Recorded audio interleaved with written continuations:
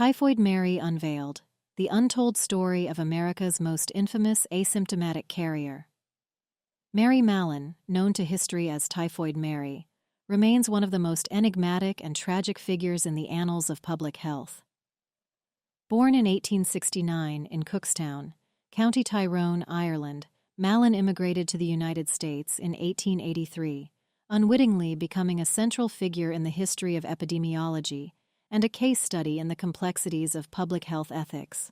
Little is known about Mallon's early life in Ireland, a country then under the heavy strain of British rule and economic hardship. Like many Irish of her era, Mallon sought a new life in America, settling in New York City. She worked as a cook, a profession that placed her in the homes of the city's affluent families. In 1906, the family of a New York banker hired Mallon. Within 2 weeks, residents of the household developed typhoid fever, a disease caused by the bacterium Salmonella typhi. The pattern of outbreaks followed Mallon from job to job, but it wasn't until 1907 that the connection was made by George Soper, a sanitation engineer. Soper deduced that Mallon was an asymptomatic carrier of the disease, shedding the bacteria without showing any signs of illness herself, a phenomenon that was not widely understood at the time. Mallon's case presented a novel dilemma: how to handle a healthy carrier of a dangerous pathogen. In 1907, she was forcibly isolated by health authorities and taken to North Brother Island, where she was confined for 3 years. Mallon was released in 1910 under the condition that she never work as a cook again.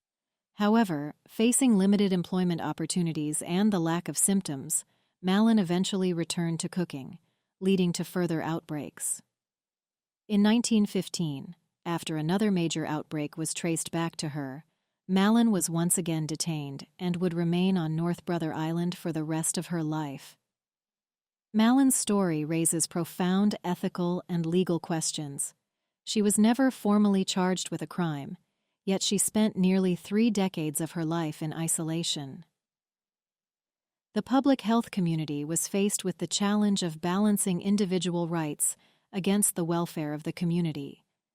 Mallon herself argued that she had been unfairly treated, a claim that has found some sympathy in modern retrospectives. The case of Mary Mallon is a poignant reminder of the social and human costs of disease outbreaks. It also highlights the evolution of public health responses to carrier states and asymptomatic infections. Mallon's story is often cited in discussions of how to balance public safety with personal liberties, a debate that remains relevant today, especially in the face of new infectious diseases. Mallon died in 1938, leaving behind a legacy complicated by her role as both a victim and an unwitting vector of disease.